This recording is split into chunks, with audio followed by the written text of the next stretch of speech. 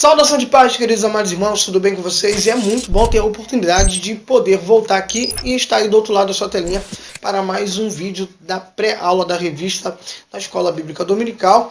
É a revista essa da editora Betel, que é usada aí no Ministério da Madureira. Ontem a gente disse aí que ia dar continuidade à lição, então eu voltei aqui para dar continuidade à lição de número 3 do terceiro trimestre de 2020, cujo comentarista aí, todos nós já sabemos, é o Bispo Abni Ferreira. O currículo dele eu dei no outro vídeo, então deixa para o próximo vídeo se você não sabe aí do currículo dele. O tema dessa lição, dessa terceira lição, é diante do caos iminente, Deus nos concede o escape. E o vídeo de ontem a gente fez aí uma introdução bem longa, né, bem comprida, e também um pouquinho do resumo da lição de número 2. Então, se você perdeu aí, dá uma pausa aí nesse vídeo, volta no vídeo de ontem e depois você volta aqui para continuar. Mas se você estiver com pressa para preparar aí a sua aula para surpreender os seus alunos, fique aí ligadinho, tá bom? Que tem muita coisa boa aqui para a gente poder falar. Eu quero pedir já no começo desse vídeo, você que está assistindo esse vídeo, para deixar o seu likezinho. Eu vou contar de 1 até 3. Eu gostaria muito que este vídeo batesse aí a meta de 50 likes. Então eu conto com você para isso. Então vamos lá. 1, 2, 3. Muito obrigado, que Deus em Cristo Jesus te abençoe aí por nos ajudar. Querendo ou não, essa é a forma de você cooperar conosco e também de demonstrar que esse conteúdo é um conteúdo relevante que também tem te ajudado bastante. E se você estiver passando pela primeira vez aí por causa do tema, já se inscreva no canal, ativa o sininho para receber notificações dos vídeos novos. Essa semana que vai se iniciar, vamos ter vídeos bem polêmicos e também um vídeo aí reveladores e também um pouquinho, entre aspas, de política, que a gente vai falar sobre o anticristo durante essa semana. Então eu preciso que você nos apoie aí, né? Eu espero muito. Então vamos falar aqui agora da nossa aula. O primeiro tópico dessa lição é o cuidado de Deus na crise. Nós vemos que o novo faraó que se levantou no Egito, né? Eu já dei a explicação mostrando para você que esse faraó que se levanta, né?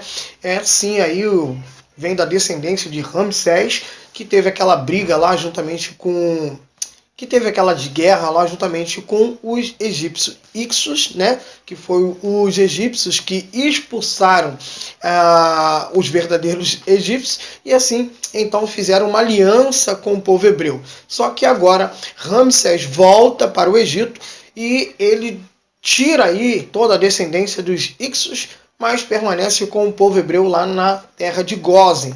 E ele observa que esse povo é grande, numeroso, e isso por causa da promessa de Deus a Abraão, pai da sua descendência, lá em Gênesis capítulo de número 12, que esse povo seria uma grande nação. Né? E Gênesis capítulo 15, né, que eles iam povoar toda a terra. Mas esse faraó que se levanta agora não conhece a história de José e muito menos o que ele fez pelos egípcios. E ele se levanta então com muita fúria e perseguição contra o povo hebreu, e ele então libera 3 sentenças desfavoráveis, que são elas. E a primeira é a aflição. Sim, Faraó manda aumentar a aflição do povo hebreu, como vemos aí no versículo de número 12 de Êxodo, capítulo de número 1. Só que a gente não pode esquecer que a aflição é uma coisa que é normal para o ser humano. Jesus disse em João, capítulo 16, versículo 33, que enquanto a gente estiver aqui, vamos ter aflição. Só que o perseguidor, o inimigo da nossa alma, gosta de aumentar esse nível de aflição. E quanto mais o inimigo tenta nos afligir, o Senhor vai nos dando a vitória. A segunda sentença está em Gênesis capítulo de número 15, que era gerar morte através das parteiras. Só que o Senhor coloca temor no coração dessas parteiras e elas não conseguem então fazer aquilo que o adversário estava fazendo. Você vê que muitas pessoas estão matando, né, se levantando contra o povo de Deus porque está faltando temor no coração dessas pessoas. Terceira sentença desfavorável está no versículo 22, que é lançar todas as crianças menores de 2 anos de idade, crianças essas do sexo masculino, lançando assim então a sua sentença final de morte. Coisa essa que nós vamos ver que também vai se cumprir no ministério e na vida de Cristo Jesus. Porém, nesse cenário de caos, nós vemos que um casal da tribo de Levi, que talvez, eu vou explicar aí já o porquê desse talvez, eles podem sim ser Arão e Joquebede, tomando a decisão de se unir, e dessa união viria o libertador dos hebreus, como vemos em Êxodo capítulo 2, versículo de número 1. Por que eu disse talvez esse casal seria Arão e Joquebede? Quando a gente estuda a genealogia de Moisés e Arão, encontramos uma informação muito valiosa. Vejamos ela que está lá em Êxodo capítulo 6, versículo de número 20. Arão tomou por mulher sua tia Joquebede, que lhe deu à luz a Arão e Moisés. E aí você diz, tá vendo, Flávio? Foi justamente Arão e Joquebede que se uniram, então geraram Arão e Moisés. Mas vamos lá, vou te dar aqui os motivos para você acreditar juntamente comigo de que talvez não seriam seus pais imediatos de Arão e Moisés. O motivo para a gente acreditarmos que Arão e Joquebede não fossem os pais imediatos, mas ancestrais de Arão e Moisés, é porque Coate, pai de Arão, como vemos no verso de número 18 do capítulo 6, nasceu antes da descida de Jacó a Israel para o Egito, como está lá em Gênesis capítulo 46, versículo de número 11, aonde os israelitas permaneceram 430 anos, como vemos em Êxodo capítulo 12, versículo 40 e 41. E Moisés tinha 80 anos na ocasião do êxodo, da saída, como vemos aí em Êxodo capítulo 7, versículo 7.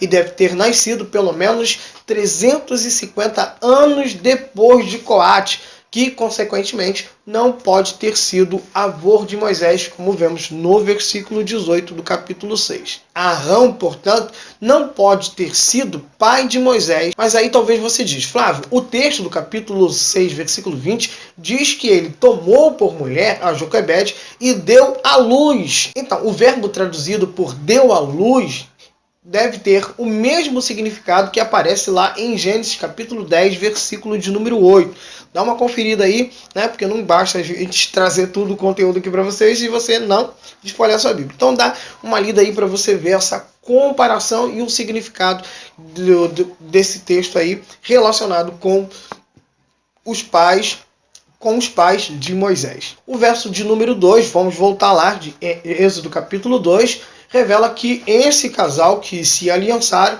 deram à luz um filho, lembrando que este não é o primeiro filho do casal, pois este seria o segundo filho do sexo masculino, porém o terceiro filho do casal, como vemos em Êxodo capítulo 6, versículo 18 a 20, Êxodo capítulo 15, versículo 20 e 21, e Números capítulo de número 12. Moisés era o sétimo filho de Abraão, sendo esta a linhagem: Abraão, Isaque, Jacó, Levi, Coate, Arão e Moisés. Só que nós não podemos esquecer que Abraão é o sétimo filho de Éber, sendo esta linhagem Éber, Peleque, Reu, Seruque, Naor, Terar e Abarão, como vemos em Gênesis capítulo 11, versículo 16 a 26. Que, por sinal, está ligada à linhagem genealógica de Enoque, cujo mesmo também era o sétimo filho de Adão, sendo a linhagem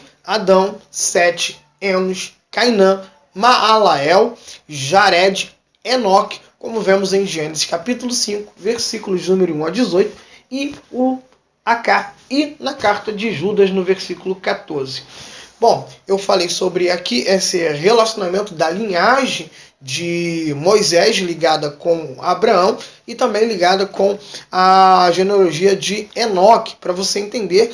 E você percebe que as três linhagens têm aí o número 7. Você sabe muito bem que na numerologia bíblica, o número 7 está ligado à perfeição, que também está ligado a Deus. Logo você vê Deus nessas três linhagens que estão ligadas uma à outra até chegar Moisés. E ainda no versículo 2 do capítulo 2 de Êxodo, vai nos informar que o menino que viria a se chamar Moisés era um menino, uma criança muito bonita. E lá em Atos capítulo 7, versículo 20, vai dizer que essa criança era uma criança extraordinária. Em Hebreus capítulo 11, versículo 22, vai dizer que essa criança tinha algo muito especial e um sobrenatural que o envolvia. E outra coisa que nos chama muita atenção é no seu nascimento e na sua criação, nesse período de 3 anos que ele ficou oculto, e a forma como Deus deu um livramento através de um junco que foi colocado à beira do rio, né? Não no rio, foi a forma como Deus o livrou em sua infância, que já era um prenúncio da salvação de que Deus mais tarde efetuaria através dele para o seu povo. E se você deseja saber mais um pouco aí sobre essa informação do texto de colocar no rio, porque de repente você já ouviu aí alguns pregadores falar que houve um grande milagre, que a sua mãe o colocou no rio, o rio veio de descer, subiu, né? É muita fábula, né? Muita historinha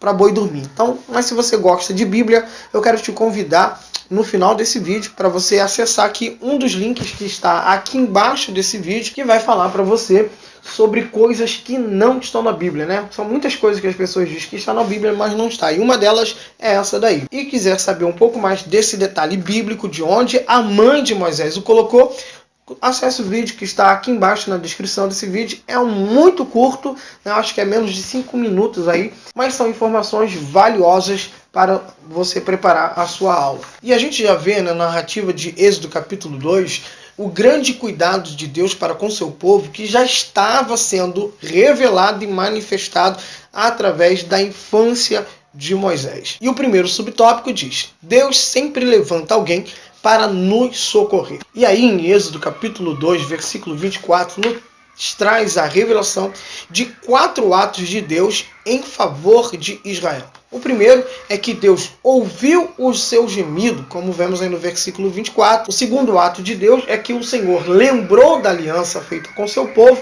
No versículo 25, nós vamos ver aí o terceiro ato de Deus, que foi ver o sofrimento do seu povo. E por 4, também aí no versículo 25, que foi o Senhor atentar para eles. E por isso, Êxodo capítulo 3 inicia dizendo: E apareceu-lhe a Moisés o anjo do Senhor em uma chama de fogo. Bom, eu gostaria de falar para você que está me assistindo agora, que de repente você está sofrendo, tendo momentos de aflições. Eu gostaria de deixar para você Jeremias 31, versículo 16. Enxuga tuas lágrimas, reprime o teu gemido, porque o Senhor está vendo o teu sofrimento e Ele te dará a devida recompensa. Assim como o Senhor viu, lembrou e ouviu o gemido do seu povo, o Senhor também está contemplando cada momento da sua dor. Então creia, o Senhor tem uma recompensa que está sendo gerado aí através das suas lágrimas. E a gente vê aí que justamente na vocação de Moisés, o Senhor se manifesta na forma de um anjo, que o próprio Deus está se manifestando, né? Uma teofania, Deus em forma de anjo. E a gente vê aí que Deus se manifesta nessa forma teofânica, se revelando, se revelando, né, e revelando a sua vontade. E muitas dessas manifestações de Deus era acompanhada por fogo, como vemos aí no capítulo 13 de Êxodo, versículo 21, também no capítulo 19, versículo 18, em 1 Reis, capítulo 18, versículo 24 e 38, essas são uma das maneiras que Deus se manifestava, que era acompanhada com fogo. E é justamente nesse cenário que Deus se revela para Moisés, o chamando. Lembrando que a narrativa do versículo 4 de Êxodo 3 traz uma grande informação para nós. A maneira como Deus chamou a Moisés, a maneira como Deus o levantou. Pois o texto diz assim: E vendo o Senhor que se virava para lá a ver, bradou Deus do meio da sarça e disse: Moisés, Moisés. Bom, talvez você se pergunta por que Deus repetiu o nome de Moisés. Você lembra quando Deus vai chamar Samuel, ele estando dormindo dentro do tabernáculo, e o Senhor também chama por 2 vezes pelo nome, Samuel, Samuel. Quando a gente lê Atos, quando a gente vê aí o chamado de Deus para a vida de Saulo de Tarso, Deus também vai dizer: Saulo, Saulo, por que me persegue? Por que Deus está enfatizando 2 vezes? E você percebe que isso não é repetido muitas vezes na Bíblia. E aconteceu com Moisés, aconteceu com Samuel e aconteceu com Saulo. É que nome na Bíblia, ela é como se fosse um RG, um currículo da pessoa. Logo, Deus está falando com Moisés e deixando claro que é com ele que ele está falando. Logo, Deus está dizendo: Moisés, te conheço. Moisés, sei bem quem é você. Pois a gente bem sabe que Moisés tem um passado, um histórico muito ruim. Então, para não ter dúvida, o Senhor está dizendo: eu já te conheço. Sei muito bem quem é você. Da mesma forma com Samuel, que se achava uma criança inferior, um adolescente. Então o Senhor disse para ele: Moisés, Samuel, Samuel. E ele ainda o ajudou a reconhecer a voz de Deus, tirando completamente alguma dúvida se houvesse. E na vida de Saul, você sabe muito bem, né? Quem é Saul, perseguidor da igreja, porém ele reconheceu a voz do Senhor e caiu de joelho. Ele não caiu do cavalo, ele caiu se prostrando em joelho, reconhecendo ali a santidade do Senhor. E como eu disse, nome é um currículo. Lembra como o Senhor se apresentou para Moisés, aí em Êxodo capítulo 3, Moisés queria saber qual era o nome de Deus, pois nem Abraão, nem Isaac, nem Jacó sabiam o nome do Senhor. Então o Senhor diz para ele: eu sou o que sou, Moisés. Logo, essa palavra parece que não surge muito efeito. Eu já falei isso aqui em algumas das pré-aulas que a gente fez aí da lição, porém, permita aqui recordar você. A palavra eu sou o que sou vem do hebraico erier, asher, erier. Ou seja, no original escrito está: eu serei o que serei, Moisés. Porém, os rabinos, os mestres, traduzem essa palavra dizendo: eu sou o que você necessita. Deus está se revelando para Moisés dizendo: sabe qual é o meu currículo? O meu currículo é a sua necessidade. O que você precisar, eu serei para você, Moisés. Oh, glória a Deus. Deus maravilhoso. Deus poderoso. Há uma frase de Moody, citada em um dos seus livros, que vai falar sobre a biografia de Moisés, que diz: Moisés gastou 40 anos pensando que era alguém, 40 anos aprendendo que não era ninguém e 40 anos descobrindo o que Deus pode fazer com um ninguém. Então entenda, Deus quer usar a sua vida por mais que você se sinta um ninguém. Então não se sinta inferior e muito menos superior a alguém. Se sinta justamente o escolhido por Deus para esta grande tarefa, crendo que o Senhor é poderoso em um período de caos levantar pessoas para gerar grandes livramentos.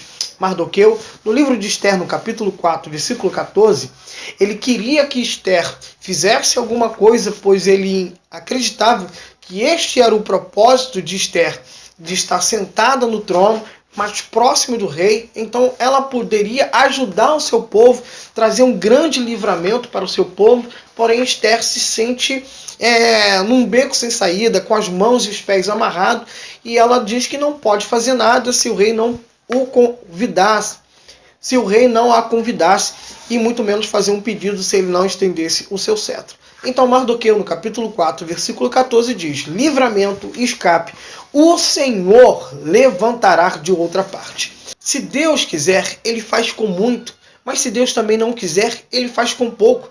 Deus tem suas formas de trabalhar, Deus tem sua maneira de agir.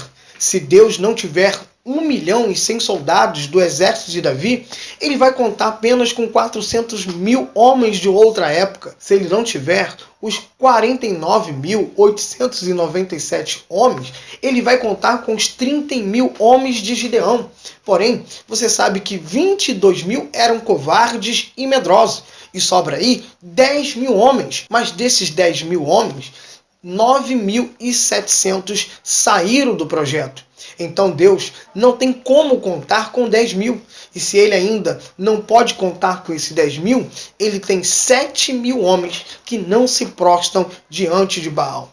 E se ele não tiver os 7.000, ele vai contar com 5.000 crentes que se converteram na segunda pregação de Pedro. E se ele não tiver os 5.000 crentes que se converteram na segunda pregação de Pedro, ele vai contar com os 3.000 que se converteram na primeira pregação de Pedro. E se ele não tiver os 3.000, ele vai contar com os 600 que voltaram com Davi para reconquistar Ziglag. E se ele não tiver os 600 valentes, ele vai contar com mais de 500 que estavam no monte antes de Jesus subir. E se ele não tiver esses mais de 500 homens, ele usará os 300 que lutaram com Gideão. E se ele não tiver os 300 de Gideão, ele vai contar com os 120 que estavam no dia de Pentecostes. E se ele não puder contar com os 120 do dia de Pentecostes, ele vai contar com os 70 que enviou de 2 em 2. E se ele não puder contar com os 70 discípulos, ele vai contar com os 50 discípulos de Elias que o procuraram quando ele subiu em um redemoinho. E se Deus não puder contar com os 50 discípulos de Elias, ele vai contar com os 30 que ajudaram Ebed e Meleque a tirar Jeremias do calabouço. E se ele não tiver os 30, ele vai contar com os 12 discípulos. E se um desviar, ele vai continuar contando com 11 e depois coloca outro no lugar. E se ele não tiver os 11, ele vai contar com os 7 diáconos de Atos, capítulo de número 6. E se ele não tiver os 7 diáconos, ele vai contar com os 6 crentes que desceram com Pedro na casa de Cornélio. E se ele não tiver os 6 crentes, Deus contará com os 4 jovens da Babilônia, Daniel, Ananias, Misael e Azarias. Mas se o Senhor não puder contar com os 4 jovens, ele vai contar com 4 homens que desceram paralítico na casa de Jesus em Cafarnaum. E se ele não puder contar com esses 4 de Cafarnaum, ele vai contar com aqueles que Jesus disse em Mateus capítulo 18, versículo 20, onde estiver 2 ou 3, ali estou eu no meio. Mas se não tiver 2 nem 3, ele vai contar com Josué e Caleb, que creram na promessa da terra prometida, terra essa que mana leite e mel. Mas se ele não tiver Josué e Caleb, ele contará com Ur e Arão, que seguraram a mão cansada de Moisés. Mas se ele não tiver as mãos fortes de Arão e Ur, ele vai contar aí com os 2 velhinhos de Lucas, Simeão e Ana. Mas se ele não tiver os velhinhos Simeão e Ana, ele contará com o crente de Tiago, capítulo 5, versículo 16. A oração de um justo é poderosa e eficaz. Ou seja, Deus conta com você. E por isso que ele diz em João capítulo 15, versículo 16: não foste vós que me escolheste, eu escolhi a vós e vos chameis para que vá e dê fruto, e o vosso fruto permaneça para sempre. Creia, Deus conta com você nesse tempo de caos. E eu gostaria de encerrar aqui dizendo que não podemos esquecer que Moisés também é um tipo humano de Jesus. Lembra a aula passada? Eu peguei o herói da fé, né, e trouxe aí para nós uma tipologia. E esse herói da fé, chamado Moisés, também é uma tipologia, uma sombra que aponta para Cristo. Moisés é um personagem referido em maior número de livros da Bíblia. Seu nome aparece em 31 dos livros da Bíblia Sagrada e em 847 vezes em toda a Bíblia. O historiador César Canto disse que Moisés é o maior homem que a humanidade já conheceu depois de Jesus, claro. Moisés na Bíblia é chamado de servo do Senhor, como vemos em Êxodo capítulo 14, versículo 31. Ele também é chamado de fiel em toda a sua casa, como está em Números capítulo 12, versículo 7 e Hebreus capítulo 3, versículo 5. Também é chamado de homem de Deus em Deuteronômio capítulo 33, versículo 1.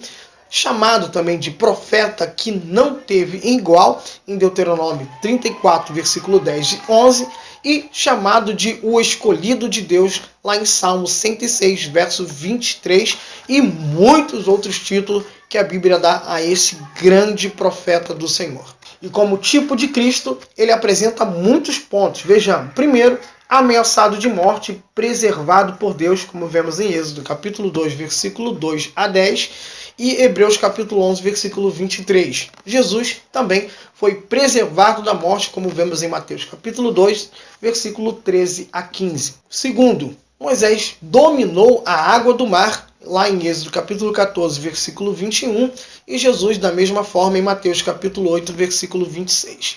Terceiro, Moisés alimentou uma grande multidão no deserto, como vemos em Êxodo capítulo 16, versículo 15 e 16, João capítulo 3, versículo 21, e Jesus da mesma forma alimentou uma grande multidão no deserto, como vemos em João capítulo 6, versículo 11 e 12. Em quarto, vemos que Moisés teve seu rosto iluminado, em Êxodo capítulo 34, versículo 35, e Jesus da mesma forma lá em Mateus capítulo 17, versículo 1 a 5, no Monte da Transfiguração.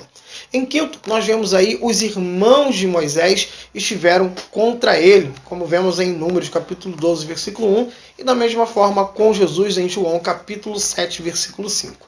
Em sexto, vemos que ele intercedeu pelo povo, lá em Êxodo capítulo 32, versículo 32, e Jesus também intercedeu por Jerusalém, seu povo, em João capítulo 17, versículo 9.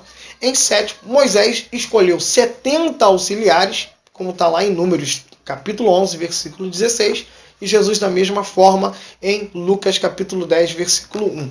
Em oitavo, nós vemos aí que Moisés esteve a sós com Deus durante 40 dias em jejum, como está aí em Êxodo capítulo 24, versículo 18, e Jesus também em Mateus capítulo 4, versículo 2.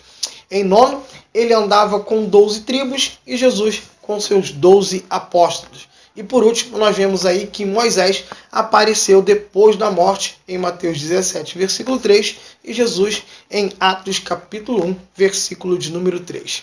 Bom, como você sabe, eu não gosto de fazer um conteúdo muito grande, trazer muita coisa, 1 hora, 2 horas de informação, porque também eu sei que é muito chato você ficar aí parado, perdendo, entre aspas, né, perdendo seu tempo, como muitas pessoas acham que estão. Mas eu vim aqui e vou parar por aqui. Espero que você deixe o seu like. Espero muito ter contribuído de uma certa forma aí com o seu planejamento de aula nessa terceira lição. Espero vir um pouco antes com a quarta lição. Só estou dependendo aqui da minha revista que ainda não chegou, né? Tá vindo lá de São Paulo aqui para o Rio de Janeiro. Mas eu espero em Cristo Jesus que ela chegue aí antes de quarta-feira, para na quarta-feira eu colocar esse vídeo de pré-aula para vocês. E não esqueça, você que está passando pela primeira vez, se inscreva no canal, ative o sininho. Não saia daqui sem deixar um comentário, bota up, muito bom, Deus continue te usando, não sei, bota um agradecimento, tá bom? Para a gente saber aqui que vale a pena a gente se esforçar e trazer essas informações para vocês, tá bom? Que Deus em Cristo nos abençoe e nos espere aí semana que vem com algumas informações sobre o anticristo. Que Deus em Cristo vos abençoe, graça e paz.